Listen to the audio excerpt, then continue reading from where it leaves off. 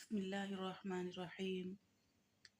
حدیث مبارکہ ہے، قال رسول اللہ صلی اللہ علیہ وسلم، خیرکم من تعلم القرآن وعلمہ۔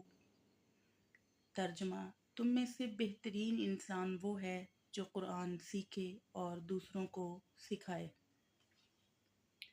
اس حدیث پاک میں حضور سرور کائنات صلی اللہ علیہ وسلم نے قرآن پاک سیکھنے اور سکھانے والوں کی فضیلت بیان کی ہے، یعنی ایک استاد اور شاگرد کا رتبہ بیان کیا ہے کہ جو پہلے خود قرآن سیکھتا ہے اور پھر دوسروں کو اس زیور تعلیم سے آراستہ کرتا ہے۔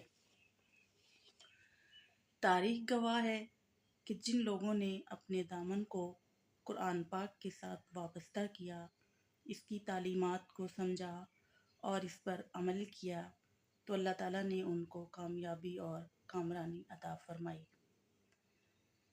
ہماری بھی دعا ہے کہ اللہ تعالیٰ ہمیں قرآن پاک پڑھنے، سمجھنے اور اس پر عمل کرنے کی توفیق عطا فرمائے۔